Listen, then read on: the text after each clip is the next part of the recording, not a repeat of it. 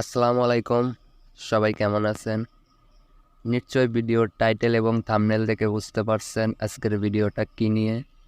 সম্পূর্ণ ভিডিওটা দেখলে অবশ্যই জানতে পারবেন। আর হ্যাঁ বন্ধুরা, ভিডিওটা একটু স্কিপ করলে কিন্তু আপনারা জানতে পারবেন না। আর ভিডিওটা যদি একটু ভালো লেগে থাকে তাহলে অবশ্যই একটি লাইক করে দিবেন। চ্যানেলে নতুন হয়ে থাকলে সাবস্ক্রাইব করে পাশে থাকবেন। কথা না বাড়িয়ে চলুন ভিডিওটি শুরু করা যাক।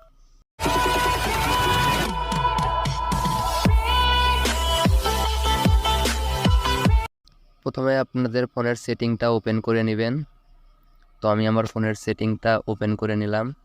এরপর নিচের দিকে সিস্টেম ম্যানেজমেন্ট বলে একটি লেখা আছে, সেটাতে একটা ক্লিক করে দিব। তো আপনাদের ফোনে অন্য কোনোভাবে দেওয়া থাকতে পারে, তো আপনারা সেইভাবে খুঁজে নিয়ে চলে যাবেন ব্যাকআপ অ্যান্ড রেজিস্টারে। এরপর নিচে দেখতে পাচ্ছেন ইরেজ অল ডাটা বলে একটা লেখা আছে, সেটাতে একটা ক্লিক করে দিবেন।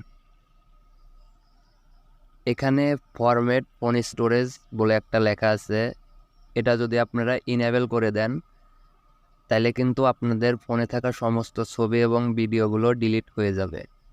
আর এটা যদি আপনারা ইনেবল না করে ক্লিয়ার নাওতে একটা ক্লিক করে দেন তাহলে কিন্তু আপনাদের ফোনের ভিডিও এবং ছবি কোনোটাই হারাবে না। তো ভিডিওটা যদি একটু ভালো লেগে থাকে তাহলে অবশ্যই সাথে থাকবেন। দেখা হচ্ছে পরবর্তী কোনো ভিডিওতে। ধন্যবাদ সবাইকে।